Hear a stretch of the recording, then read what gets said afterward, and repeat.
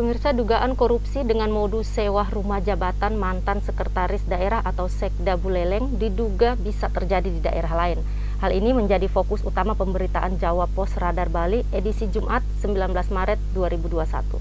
Mari kita simak editorial harian Jawa Pos Radar Bali, dan sudah ada bersama saya saat ini Bapak Muhammad Ridwan, redaktur pelaksana Jawa Pos Radar Bali, untuk mengupas editorial surat kabar Jawa Pos Radar Bali saat. Halo, apa kabar Pak Ridwan? Baik, selamat sore Mbak Ai. Sehat ya Pak? Alhamdulillah sehat. Oke Pak, kita langsung ke berita, headline berita pertama. Ini ada manipulasi sewa rumjab jadi bidikan. Wah, ini gimana ini Pak? Oh ya, ini menjadi headline kita di harian Jawa Pos Radar Bali ya, untuk edisi hari ini, hari Jumat tanggal 19 ya. 19 Maret 2021.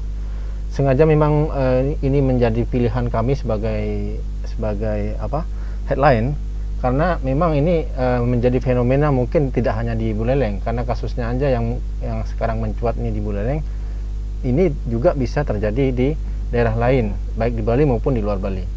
Nah, secara hierarki urutan peraturan tentang sewa rumah jabatan ini kan sebenarnya ada Undang-Undang Pemda. Kemudian di bawahnya juga ada PP, dan kemudian ada Perda di daerah. Nah, yang menjadi masalah di sini adalah ketika seorang pejabat negara sekelas Sekda itu membuat aturan akal-akalan, dalam tanda kutip. Akal-akalan yang dimaksud adalah dia menyewakan rumahnya sendiri untuk dirinya sendiri. Ya, menyewakan rumahnya sendiri untuk dirinya sendiri, dan itu sebenarnya tidak boleh ya, kalau menurut aturan undang-undang fasilitas pejabat negara. Apalagi memang Sekda sebenarnya nggak punya fasilitas seperti itu ya. Yang punya fasilitas seperti itu seperti bupati, wakil bupati, kemudian ada anggota DPR itu ya.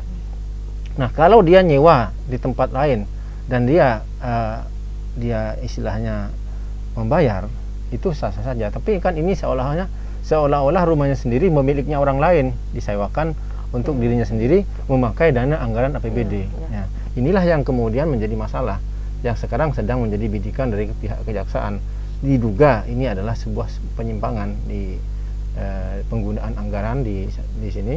Walaupun bupatinya sendiri mengatakan bahwa yang begini-begini jarang menjadi temuan, gitu ya. Nah, tapi kita lihat perkembangannya. Kalau ada penyimpangan pasti, karena kan misalnya dia mengembalikan dana itu tidak jadi, pengembalian dana itu bukan berarti menghapus tindakan pidana korupsi gitu ya. Harus ada efek jerah ya. Iya. Oke, dan sekarang kita langsung ke headline dari Bali Dwipa. Ya, Bali Dwipa. Usai cekcok dengan istri, suami bunuh diri. Wah. Akhir-akhir ini banyak banget masalah, apalagi saat pandemi ya. Iya. Rumah tangga. Iya Mbak, makasih Mbak Ai. Ini persoalan satu, memang persoalan rumah tangga.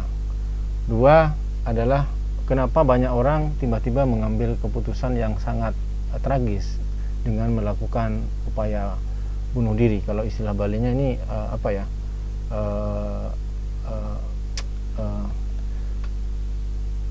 istilah Balinya apa ya? Lupa.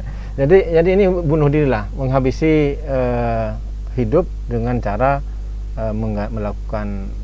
menghabisi nyawa sendiri, misalnya dengan cara bunuh diri, gantung diri, minum obat-obatan, kemudian juga bisa saja dia menceburkan ke jurang dan lain-lain. Itu adalah tindakan-tindakan bunuh diri. Yang menjadi soal adalah mengapa saat ini banyak sekali rumah tangga itu yang didera atau dilanda oleh prahara ya. Prahara kemudian berujung yang seperti ini. Ini mestinya menjadi asesmen, menjadi sebuah perhatian dari pihak pemerhati sosial, kemasyarakatan. Apakah nanti bisa dibuat semacam psikolog atau psikiater juga bisa turun tangan di sini, agar memberikan semacam bimbingan terhadap rumah tangga di tengah pandemi seperti ini bagaimana kita menyelesaikan masalah urusan rumah tangga itu jangan sampai berujung pada hal-hal yang sangat tragis. Karena banyak sekali masalah rumah tangga di masa pandemi ini, satu, berujung pada perceraian rumah tangga. Yang kedua, yang seperti ini yang tragis. Nah, inilah yang harusnya kita cegah ke depan, Mbak. Nah, ini menjadi tugas kita bersama, baik pemerintah daerah, pemerintah Provinsi Bali, para pemerhati sosial dan psikolog dan psikiater agar memberikan perhatian lebih untuk bagaimana mencegah hal-hal seperti ini supaya tidak terjadi. Ini kan terjadi di Tabanan ya. Mungkin bisa jadi terjadi di daerah lain. Kalau di Bali ini kan angka bunuh diri lumayan tinggi. Ya. Nah, ini yang kita harapkan ke depannya bisa diminimalisasi. Ya. Oke, ya semoga masalah-masalah seperti ini tidak ada lagi ya Pak ya. Iya, ya, kita berharap begitu. Ya. Baik, pemirsa, kita ke headline Metro Denpasar ya. Metro Denpasar ya. Ya, di sini Metro Denpasar ada ex kepala pasar Kumbasari dituntut 4,5 tahun. Wah, ini masalah apa? Terkait kasus dugaan korupsi parkir dan terbongkar berawal dari OTT Polresta Denpasar. Ini gimana Pak? Ya, ini kita tempatkan sebagai headline di halaman kota karena memang cukup menarik. Ini sudah agak lama prosesnya, kasusnya ini bergulir dan saat ini sudah masuk ke pengadilan dan bahkan sudah dilakukan semacam tuntutan dari jaksa penuntut umum. Dan jaksa penuntut umum menjatuhkan pidana atau tuntutan pidananya terhadap terdakwa mantan atau ex kepala pasar Kumbasari ini dengan tuntutan yang cukup berat, 4,5 tahun. Apa yang dilakukan oleh kepala pasar Kumbasari? Ini kepala pasar Kumbasari ini berdekatan dengan bersebelahan dengan kepala pasar Badung ya, sebelahan. Jadi ada kepala pasarnya sendiri-sendiri di sana. Yang menjadi masalah adalah parkir di sini. Dana parkir itu kemudian disuruh kepada petugas pemungut parkir agar disetorkan kepada dirinya, dibagi uangnya itu misalnya tidak 100% disetorkan ke kas daerah. Namun sebagian itu disetorkan kepada kepalanya untuk kepentingan pribadinya beliau. Ya, ini sebenarnya celah korupsi. Celah korupsi itu memang ada saja. Nah, inilah yang kita heran kenapa banyak orang menyatakan kejahatan kerah putih. Ya. Kejahatan kerah putih itu seperti juga yang terjadi di Buleleng tadi, ini juga sama. Orang-orang pejabat, ya, orang-orang pejabat yang kita maksudkan, bahwa mereka sudah punya penghasilan pasti lebih banyak dari anak buahnya. Tetapi kok kenapa korupsi itu masih terjadi? Nah, inilah yang kita dukung jaksa penuntut umum untuk memberikan tuntutan maksimal dan kita berharap hakim atau majelis hakim nantinya juga menjatuhkan pidana yang setimpal dengan perbuatannya karena ini sudah merugikan keuangan negara. Ya, semoga cepat dituntaskan ya Pak ya. Ya. Dan berikut kita ke yang terakhir ya, sport mania nih. Pelu datang, Sagara hengkang. Wah, ya, ini sebuah ikat 2 musim di Bali United nih. Ya, sebuah judul yang cukup menarik ya. Ada Rizky Pelu sebenarnya datang. Hanis Sagara hengkang. Jadi cukup menarik karena datang dan pergi di sebuah klub sepak bola itu memang sudah lazim terjadi. Karena satu memang mungkin habis kontrak, dua mungkin sudah tidak lagi dipakai atau tidak bagus buat ritme timnya. Maka yang terjadi adalah bisa membeli atau pemain-pemain yang dianggap cocok untuk memperkuat ini.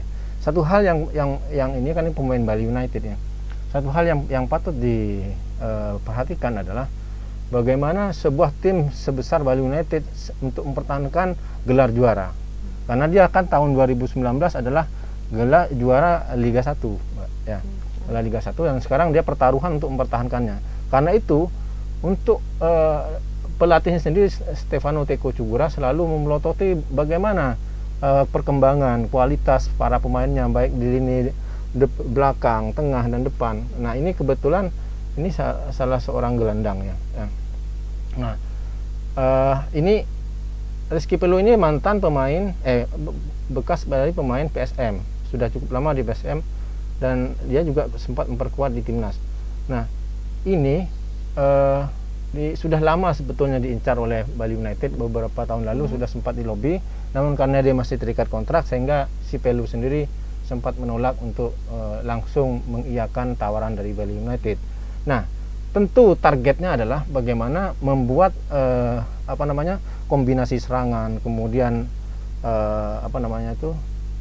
ritme permainan di lapangan itu lebih kompak, lebih tajam dan bisa menghasilkan gol. Itu kan yang dituju oleh sebuah klub sepak bola. hasil akhirnya adalah gol gitu Mbak ya. Gitu. Seperti itu Mbak. Oke. Ya kita berharap Selamat, mudah-mudahan dengan hadirnya Pelu ini tim Bali United lebih bagus Makin ke kuat, depannya makin ya. kokoh ya. Ya, tambah kuat ya. Ya. Ya pemirsa, informasi tadi sekaligus menutup Nirwana Sepekan kali ini. Anda bisa mengakses siaran kami melalui TV digital atau mengunduh aplikasi GPM Stream melalui Gawai. Nirwana Sepekan berimbang dan inspiratif. Om Santi Santi Santi